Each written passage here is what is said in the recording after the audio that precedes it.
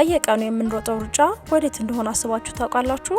በስራ፣ በስልክ ጥሪዎች፣ በማህበራዊ ሚዲያ ጫጫታና በህይወት ውጣ ውረድ ውስጥ ሆነን ራሳችንን የምናጣበት ጊዜ ብዙ ነው። ስኬታማ ነን ለማለትስ የግድ ሰው ሰራሽ ማዕበል ውስጥ መዋኘት አለብን? እውነታው ግን ከዚህ በተቃራኒ ነው። እውነተኛ ስኬትና ሰላም የሚገኘው በትልልቅ ጩኸት ውስጥ ሳይሆን በተረጋጋና ትርጉም ባለው ህይወት ውስጥ ነው። ህይወታችሁን ሙሉ በሙሉ ለመቀየር የግድ ታምር መፈጠር አያስፈልገውም። ትናንሽ ነገሮች ግን ቋሚ የሆኑ የዕለት ተዕለት ልማዶች ይበቃሉ። ዛሬ ህይወታችሁን ወደ ተረጋጋ፣ ወደ ተቀነባበረና ወደ ስኬታማ ምዕራፍ የሚመሩ 10 ወሳኝ የህይወት መርሆችን ይዤላችሁ መጥቻለሁ። እነዚህ መርሆች ማወቅ ብቻ ሳይሆን በተግባር መለማመድ ሲጀምሩ በውስጣችሁ የሚፈጠረውን አስደናቂ ሰላም ታስተውላላችሁ።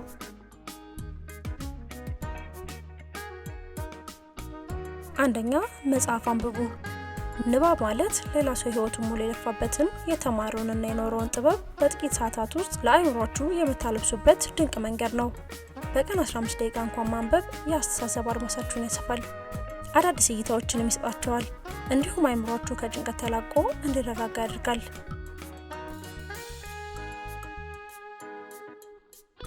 ሁለተኛ፣ ብዙ አታውሩ።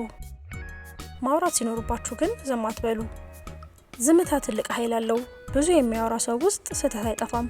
ከማውራት ይልቅ ማዳመጥ ስትለምዱ የሰዎችን ባህሪና በዙሪያችሁ ያለውን ሁኔታ በንቃት ለመረዳት እድል ታገኛላችሁ።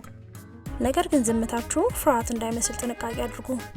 እውነትን መናገር፣ ፍትህን መመስከር ወይም ለራሳችሁ መብትና ክብር መቆም ሲገባችሁ ድምጻችሁን በግልጽና በሙሉ ልብነት ማሰማት አለባችሁ።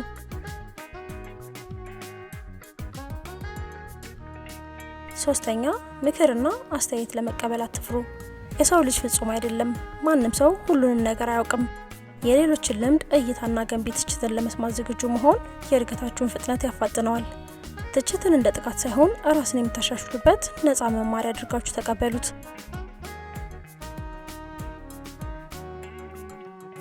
አራተኛ፣ ለተደረገላችሁ ጥሩ ነገር አመስግኑ። የምስጋና ልብ ያለው ሰው ሁልጊዜ ባለጸጋ ነው። በትልቁም በትንሹም ነገር ማማረር ስታቆሙ በህይወታችሁ ያሉትን መልካም ነገሮች ማስተዋል ትጀምራላችሁ። ያላችሁንም ነገር፣ ጤናችሁንና በዙሪያችሁ ያሉትን ሰዎች ከልብ ማመስገን ስትለምዱ ያላችሁን ነገር፣ ጤናችሁንና በዙሪያችሁ ያሉትን ቅን ሰዎች ከልብ ማመስገን ስትለምዱ አዎንታዊ ጉልበትና ይበልጥ ብዙ በረከቶችን ወደ ህይወታችሁ ትላበሳላችሁ። ይህንን መቼም እንዳትረሱት።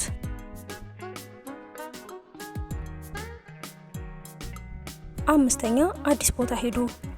ሁል ጊዜ በአንድ በተለመደ አካባቢ መኖር አእምሯችሁን ያደነዝዛል። ከአካባቢያችሁ ለጥቂት ጊዜም ቢሆን ወጣ በማለት አዳዲስ ቦታዎችን መጎብኘት፣ የተለያዩ ባህሎችንና ሰዎችን ማየት አእምሯችሁን ያድሳል። ይህ ልማድም የፈጠራ ችሎታችሁን ከመጨመሩም በላይ ህይወትን ከተለየ ማዕዘን እንድትመለከቱ ይረዳችኋል። ስድስተኛ፣ በቂ እንቅልፍ ተኙ። የሰላምና የስኬት መሰረቱ ጤና ነው። አካላችሁም ሆነ አእምሯችሁ በአግባቡ እንዲሰሩ በቂ ረፍት ያስፈልጋችኋል። እንቅልፍ ማጣት ለጭንቀትና ለውሳኔ መሳሳት ይዳርጋል። በቂ እንቅልፍ ስታገኙ ግን በቀጣዩ የምታሳዩት የስራ ቅልጥፍናና የትኩረት አቅም በከፍተኛ ደረጃ ይጨምራል።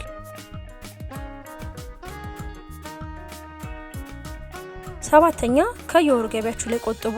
ትንሽም ቢሆን። የገንዘብ ነፃነት የሚጀምረው ከትልቅ ገቢ ሳይሆን ከመቆጠብ ልማድ ነው። ለነጋችሁ ዋስትና የሚሆን ገንዘብ የማስቀመጥ ልምድ ሲኖራችሁ በነገ ህይወታችሁ ላይ የሚኖራችሁ በራስ መተማመን ይጨምራል። መጠኑ ምንም ይሁን ምንም ቋሚ ቁጠባ መጀመራችሁ ካልታሰቡ ጭንቀቶች ይታደጋችኋል።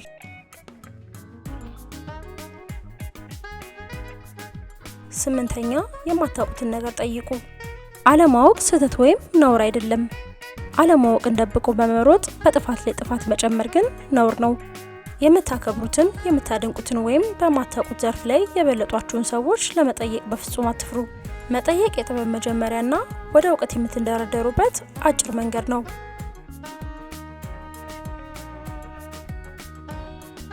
ዘጠነኛ፣ ከመርዛማ ወይም ቶክሲክ ሰዎች ራሳችሁን ጠብቁ።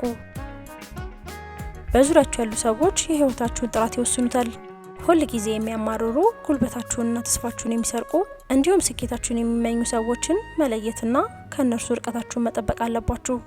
ሰላማዊ ህይወትን ለመኖር አዎንታዊና የሚያበረታቱ ሰዎችን በዙሪያችሁ ሰብስቡ።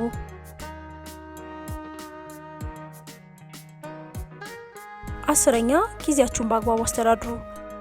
በጣም ስራ የበዛበት ሰው መሆን ማለት ውጤታማ መሆን አይደለም።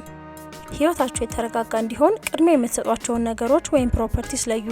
ለስራ፣ ለቤተሰብ፣ ለራሳችሁ እረፍትና ለአምልኮ የሚሆኑ የተመጣጠነ ጊዜ ሲኖራችሁ በህይወት ውጥረት ውስጥ ከመጨነቅ ትተርፋላችሁ። እነዚህ 10 መርሆች ቀላል ሊመስሏችሁ ይችላል፣ ነገር ግን ህይወትን የመቀየር ኃይላቸው እጅግ ከፍተኛ ነው። ትልቁ ለውጥ በህይወታችሁ የሚመጣው ዛሬውኑ ወደ ተግባር መተርጎም ስትጀምሩት ነው። ህይወታችሁን በትርምስ ውስጥ ከመምራት ይልቅ ቆም ብላችሁ እነዚህን ልማዶች የራሳችሁ አድርጓቸው። ውድ ተከታታዮቼ፣ ህይወታችሁ ሲለወጥና ሰላማችሁ ሲመለስ ታያላችሁ። እናንተስ ከዚህ 10 ነጥብ ውስጥ በይበልጥ የትኛው ላይ መስራት ያለባችሁ ይመስላችኋል? የትኛው ነጥብስ ይበልጥ ልባችሁን ነካው? ሀሳባችሁን ኮሜንት ላይ ጻፉልኝ፣ በቅንነት እንወያይበታለን። ቪዲዮውን ከወደዳችሁት ደግሞ ላይክ ማድረጋችሁንና ለምትወዱ ሰው ማጋራት ወይም ሼር ማድረጋችሁን እንዳትረሱ። ለቻናል አዲስ ከሆናችሁ ሰብስክራይብ ማድረጋችሁን እንዳትረሱ። እስከ መጨረሻው አብራችሁን ስለተከታተላችሁ ከልብ አመሰግናለሁ። ቸር ተመኘሁላችሁ።